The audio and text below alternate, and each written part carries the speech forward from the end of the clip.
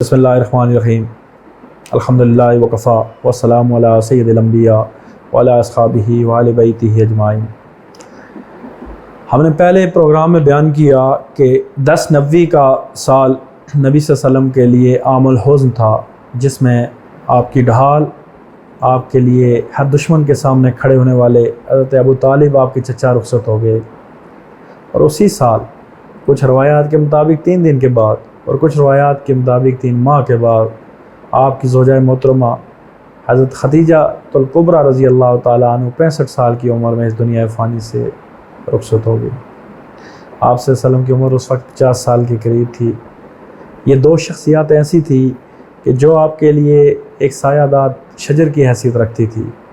حضرت خدیجہ نے اس وقت آپ کی حمایت کی جب سب آپ کی تکذیب کر رہے تھے، اپنی دولت کو آپ کے لیے قربان کر دیا۔ آپ ایک رئیس خاندان سے تعلق رکھنے والی تھی، لیکن آپ نے حضرت محمد مصطفیٰ صلی اللہ علیہ وسلم کے لیے سب کچھ قربان کر دیا۔ آپ صلی اللہ علیہ وسلم فرمایا کرتے تھے، جب لوگوں نے میرا کفر کیا، انکار کیا، تو خدیجہ نے میرا اقرار کیا۔ جب لوگوں نے مجھے جھٹلایا تو خدیجہ نے مجھے سہارا دیا۔ جب لوگوں نے مجھے مال و میرے اوپر مال و دولت بند کر دیا تو خدیجہ نے اپنی مال و دولت سے میری مدد کی۔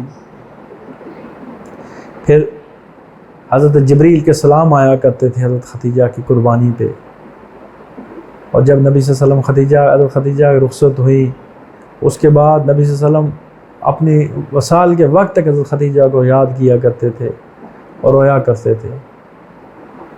یہ کیفیت تھی نبی صلی اللہ علیہ وسلم کی۔ اور اب جب نبی صلی اللہ علیہ وسلم کا یہ دوسرا سہارا، جو ہر مشکل میں، ہر پریشانی میں آپ کے ساتھ کھڑا رہا، وہ بھی آپ سے اسی سال چھوٹ گیا۔ یہ 10 نبوی کا سال تھا، اور اسی سال کو عام الحزن، غموں اور دکھ و اندوہ کا سال قرار دیا گیا۔ نبی صلی اللہ علیہ وسلم کی زندگی پہ یہ سال پہاڑ بن کے ٹوٹا، اور آپ کی شخصیت کے اندر بہت سے تغیر لے کے آیا، جو انشاءاللہ اگلے پروگرام میں ہم بیان کریں گے۔ وما علینا الا البلاغ۔